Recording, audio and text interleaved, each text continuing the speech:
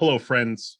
The Kremlin's illegal invasion of Ukraine has, through chilling rhetoric and unthinkable brutality, trampled over fundamental international norms that have upheld transatlantic stability for decades.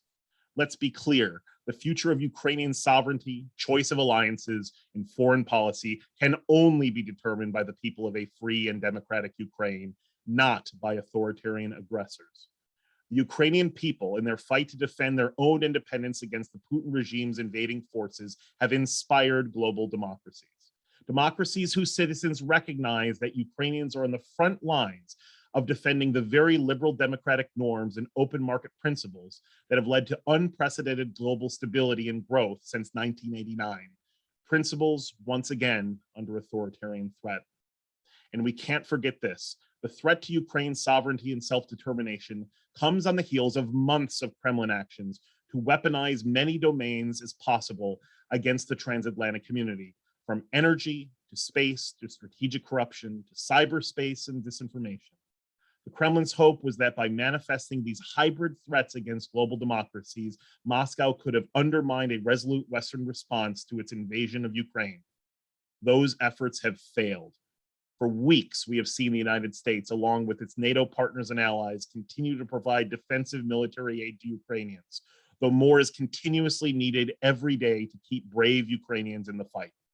And we've also seen an unprecedented raft of sanctions taken by global democracies, putting pressure on the Putin regime to relent in its malevolent war of aggression on Ukraine, from freezing financial assets of oligarchs to banking sector blocking measures, to initial steps limiting the ability of Putin's Kremlin to cash in on rising oil and gas prices.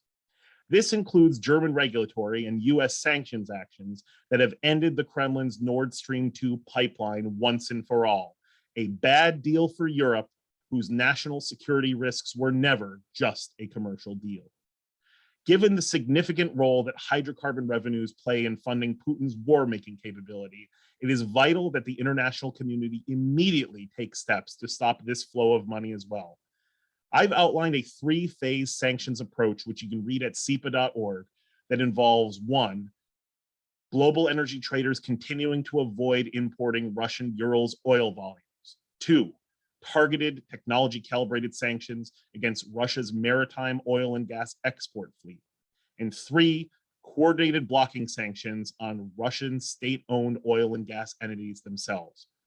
These actions need to be taken in consort with an urgent structural reorientation of European energy dependence on Russian oil and gas. That should include plans to end cooperation with Gazprom on European storage facilities and projects like Nord Stream 1 as soon as possible.